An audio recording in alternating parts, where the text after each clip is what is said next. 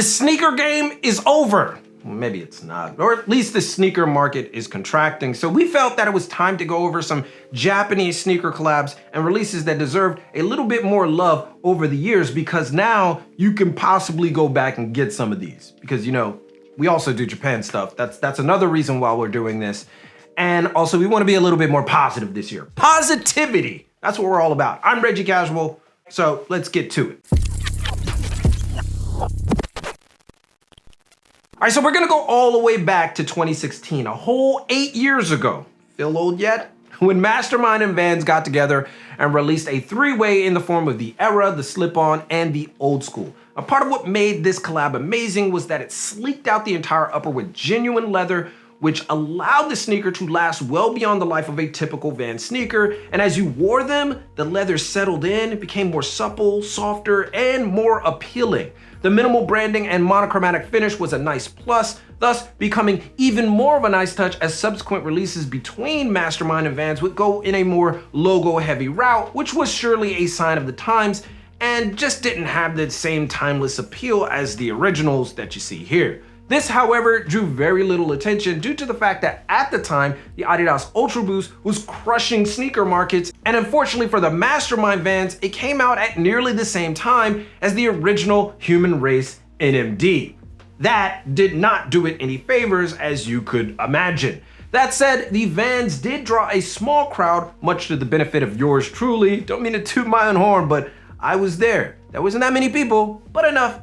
And these sneakers have held up ever since as a key part of my personal rotation. As far as getting them now, tough but not impossible. They have held their value though, with DS pairs going for about 20,000 yen or about $133 USD, which is actually a major discount. Definitely worth the search if you're a Vans fan and just a general sneaker fan in general. In 2019, we saw the release of the Sacai Nike collab, and while the LD Waffles took the show, the Blazers got a passing nod, but weren't nearly at the top of everyone's want list, which is a good thing if you wanted these at retail, as they were just a bit easier to get at launch. A part of the reason these didn't get as much fanfare is because they didn't get a lot of marketing push behind them. The high top phase of sneakerdom was at a bit of a low point outside of Jordan 1s, and chunky sneakers were blowing up as the Triple S was killing it between 2017 and beyond.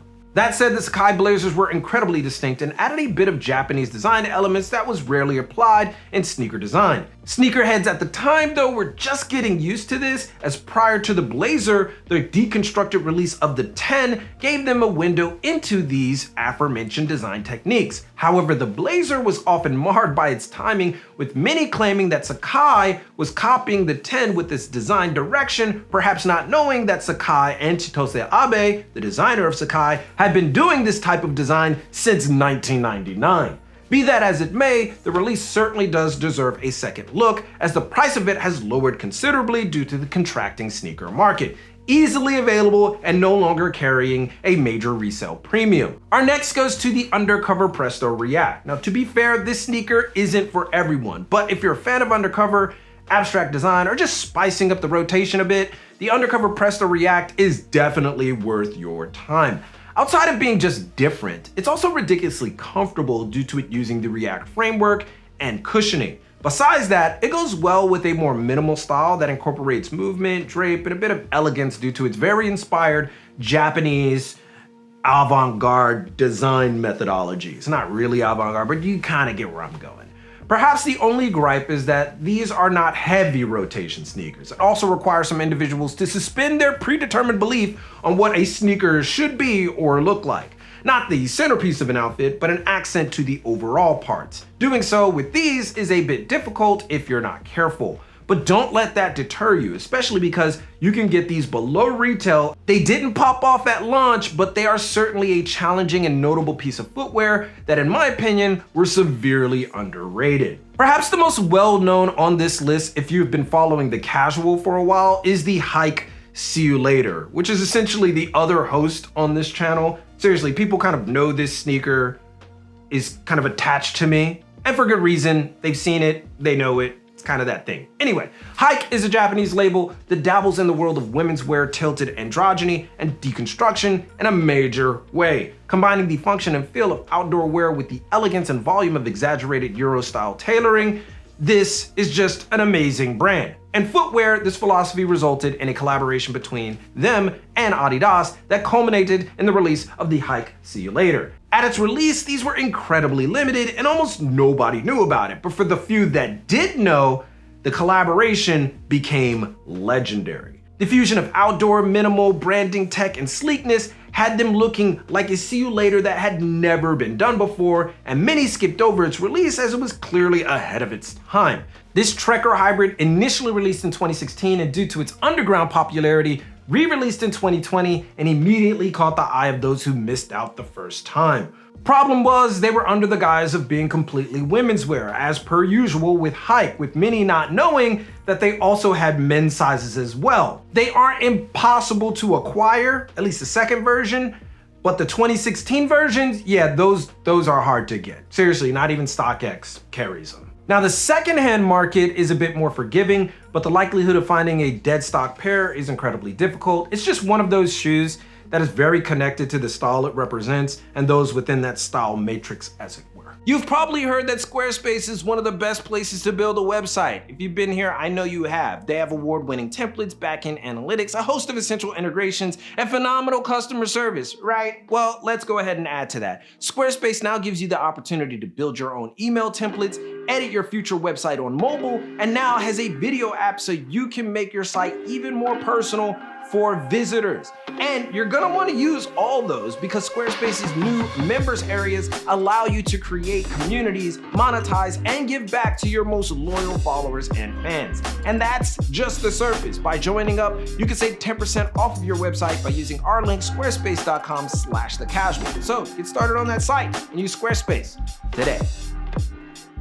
Admittedly, the Asics Gel Lyte III Beauty of Imperfection collab won't turn any heads initially, but I stand by the Gel Lyte III as one of the best off super mainstream trainers you can buy. They're comfortable, come in a massive amount of colorways, have a unique structure of being a hybrid lace-up meets slip-on, and the silhouette is classic enough that it doesn't overpower an outfit. The collab with a few is certainly a testament to its innate subtlety, and combined with the Japanese philosophy of wabi-sabi, makes this one at the very least worth a look for the cultural aspects alone. The entire upper is designed to wear away over time, giving you, the wearer, increased incentive to wear your sneakers, as the beauty in these is how they age over time. And I, for one, applaud any sneaker that dares you to just wear them. Not wreck them, mind you, but wear them and see how they turn out, because it's just more personal. And what's also great is that you can still get them on discount in a lot of cases. So if you dig the philosophy, you like the design, you like the colorway,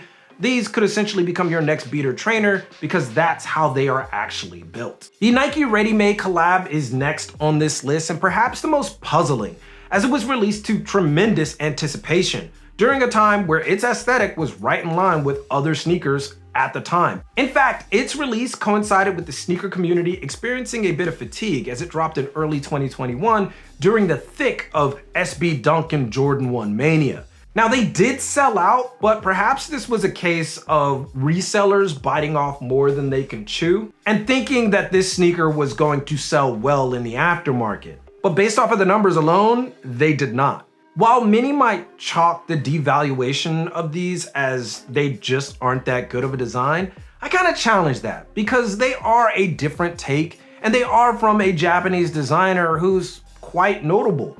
But what's interesting is that even in Japan, these kind of special releases usually maintain their value, but these have dropped since they released. So you might have something going there. That said, these are a great rotational hybrid that mixes up the monotony of so many sneakers being the same.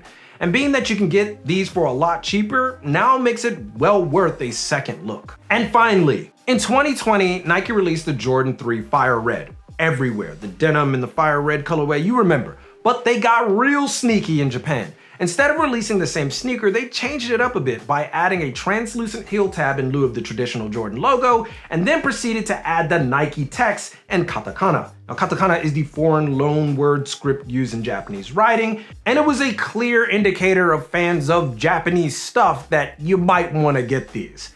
Problem was, Nike took it just a step further. They didn't even market it heavily in Japan. It was basically one of those, You had to be their moments. Also, it wasn't exclusive to any one retailer. You could have went to any major sneaker outlet and got them. I first saw them on my homeboy Landy's feed about a day after their release, and like a true closet weeb, I salivated at the prospect of having some Jordans with Japanese writing on them. I gotta admit, yep, my 17-year-old me came out and I had to get a pair. But saying these are underrated is a bit of a cheat. Surely if these were released and marketed out west, they would have flown off shelves. And luckily, Nike did one more move that made these a bit more special, but a lot less noticeable. They were a part of the Nike.co.JP line that had been dormant for years. Now, the CO.JP line was an extended project between Japanese retailers and Nike that established a more community-based relationship shared between the company and the denizens of Japanese sneaker culture. They were dropped the way that they were, a bit under the radar, because they were a if you know, then you know release, which was the primary basis of the CO.JP project in the first place. So it's kind of a tilt of the hat to the fans. That said, those that did find them bought them and added them to the collection. They sold out eventually, but due to being under the radar, did not come with an outrageous premium price tag in the aftermarket. As such, the price has stagnated a bit. The Jordan 3 CO.JP is still an amazing release and has a ton of culture behind it. So if you find yourself in need of something a bit more tied to the culture of Japan and its sneaker culture, it might be worth a look-see, especially for these. And those are our list of underrated sneaker collabs from Japan. But of course, there are a ton of others to choose from, and you should do that in the comments. Let your favorites be known, or suggest something else we should do on the list. At the very least, drop a like, subscribe, and turn on notifications if you like this or if you found it valuable to you. But most importantly, keep it locked right here for all of your info in international fashion culture and business from Tokyo. It's your boy, and keep it casual. Yoroshiku onegai shimasu, and I will see you guys in a minute.